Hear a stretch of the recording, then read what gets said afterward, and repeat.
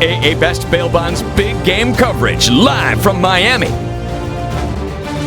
It is the Blitz here on 1250 ESPN San Antonio, 94.5 FM, and on the go at ESPNSA.com. Your AA Best Bail Bonds radio row coverage continues with one of the best guys that I have had the pleasure to meet in my radio career, Ryan Leaf, joining Jason and Rob. Well, thanks for having me. It's always a pleasure doing this with you guys every year. You know, it's fun and seeing, where you've come in the last 5 years. It was Super Bowl 50 in San Francisco.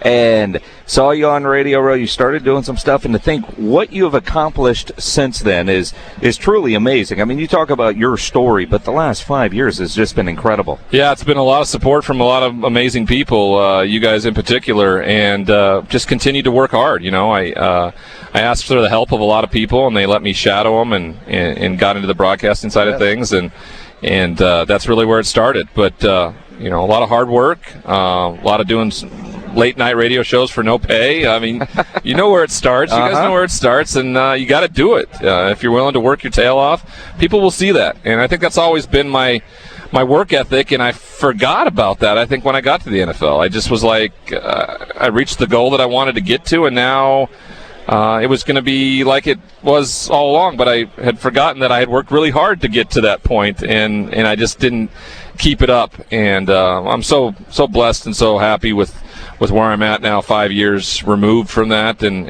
going to continue to keep up with it every single year I see, I guess. Ryan Leaf joining us here on ESPN San Antonio. And as you've grown into the broadcast field, now you've branched into podcasting. You're with the Believe Network, offering your unique insight on a weekly basis on the Pac-12. Tell us about a podcast. How do you address it?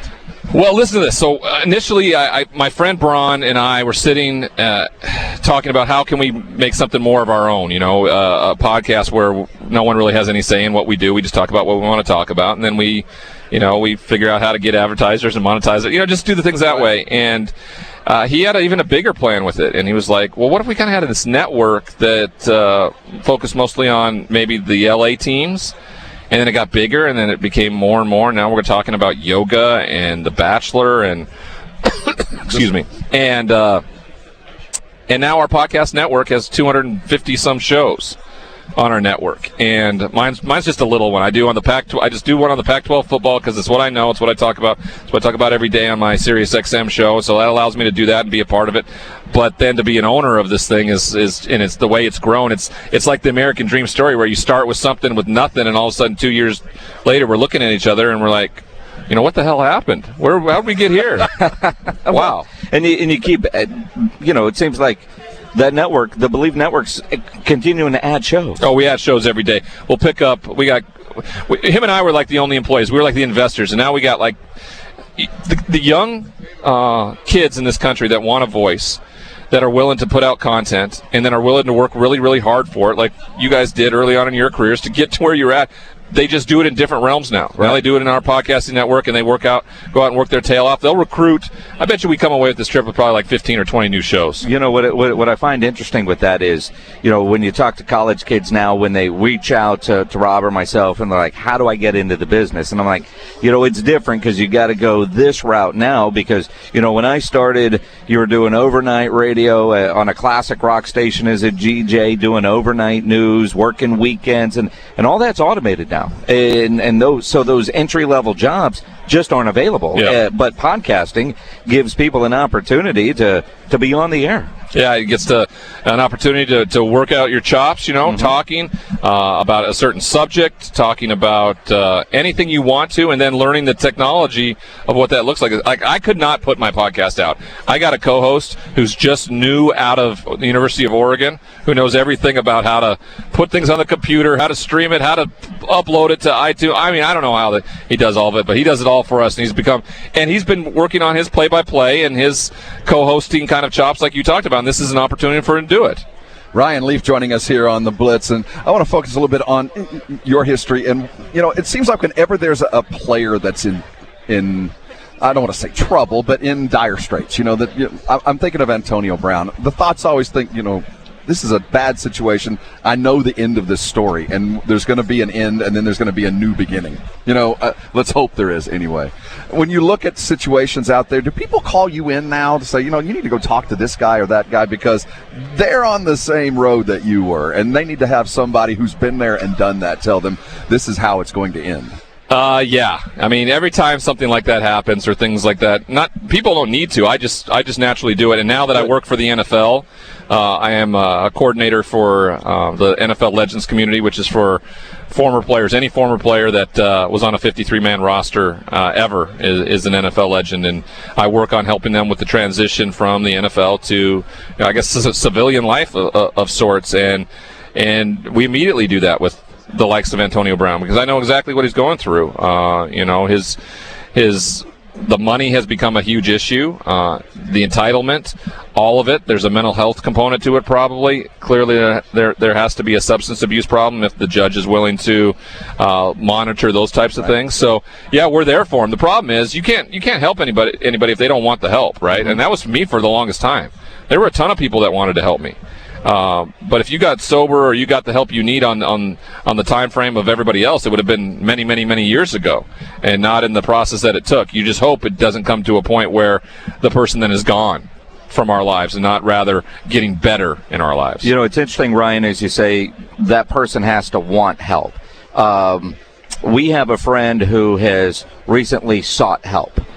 When, for somebody, for Rob and myself, when we see this individual, what's the best way for us to help him as he's going through this process? Well, just to be there and support him. Know that you're there for him.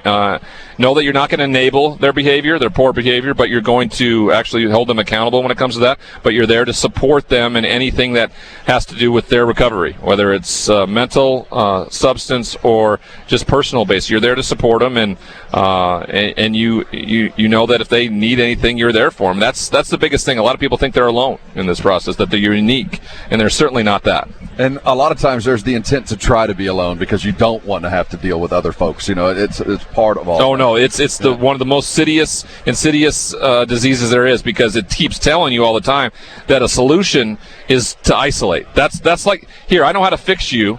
It's to be away from everything and everybody and all the help. That's one of the most insidious things about the disease of mental health disorder or substance abuse disorder. All of that, it tells you something completely opposite, and it's continuously trying to kill you. Ryan Leaf joining us here on the Blitz. It's always a pleasure to catch up. All right, let's talk some football. If you had an opportunity to sit down with Joe Burrow, knowing what he is about to go through over the next year, what advice would you give him? And I know there's the standard stuff, but the man-to-man, the pressures and all that he's going to face, that he probably has dealt with a little bit, but nothing to the extent that he's about to see. Well, first I'd probably, be in my agent's ear saying, hey, make sure you figure out a way that I do not end up in Cincinnati. And that's most likely going to happen. Yeah. So then as soon as that becomes a reality, then it's all about, okay, I'm going to go into the locker room. I'm going to find the most tenured player there is. I'm going to walk up to him and ask him, all right, how did you do it? And then I'm going to follow his advice verbatim. And I'm almost like a lost puppy, just kind of put my nose, at the back of his heel and follow that. Because if he could be a 10-year pro, if he could have the career of Andy Dalton in Cincinnati, I would see that as a successful career in the NFL.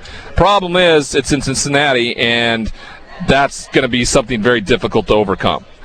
Just systematically, right. Organizationally, just the way it is. You talk about it in Cleveland, you talk about it in many other places that haven't played in Super Bowls, things like that. So, but the thing about it is you can be a savior there too, right? I mean, if Baker Mayfield's able to do the thing, turn it around in Cleveland, they could name the city after him, right? Same in Cincinnati, right? If he's able to get back to the Super Bowl, do some of the things that Boomer Esiason was able to do in that town. But the bottom line is just to go out and do what you did. You don't have to be any bigger, badder, or better than you were in college. Just be the same guy you have been. Use that swagger, find some humility. I think he's done all that. I feel like he's found a really good balance between the two, and be the leader of that football team. Andy Dalton, I thought, did a tremendous job for them, and it's just the Marvin Lewis scenario. Where they let him get away, right? The guy continued to take this team to the playoffs. Yep. It happened that they ended up going to Houston or wherever and losing every year. in the first round of the playoffs. That's just the way it is. But if you're telling me you're getting to the playoffs every year, I know you want more. But if that's Joe Burrow down the line, you're probably going to get a chance of going further. Hearing don't go to Cincinnati, do what you can to get out of Cincinnati. The PR, especially from him being an Ohio kid, but the PR would be bad for a while, but it might be worth the hit, especially, I don't know if they could get something to get him. So say Carolina, where they have a new head coach and an OC that he knows pretty well. Yeah. That would be, I would think, the ideal situation for him. Of course. I mean, if you're talking about giving the Fortune 500 CEO of your franchise every possible advantage, it would be to put him with Joe Brady in the NFL, right? Mm-hmm. I mean, imagine you've learned that offense so well that when you played the best defense in the country in Clemson and struggled early, figured it out, and then actually dominated down the stretch. I mean, you put yourself in a situation like that week in, week out. You got a great mind calling the plays for you. That's exactly what you want. That's exactly how you wanted to put it together. And Cincinnati's not going to let they think they have a tiger by the tail in Joe Burrow, and they're not going to let that get away.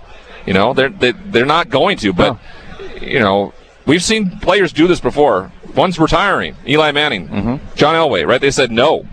I'm not going to play for that franchise. Put me in a position. And guess what? This may be the only time he actually has that amount of leverage, where he's the best player in this NFL draft, and you can use that leverage to put yourself in a better position, you think. He is Ryan Leaf. He is on our Blitz. Ryan, it's always a great pleasure to catch up with you. God bless you for all your great things that you're doing. The Believe Network, check out the Pac-12, the Sirius XM show, talking Pac-12 on a daily basis. What you're doing is fantastic. It's always a pleasure to have you on. We need to talk more. You bet, guys. Thanks so much.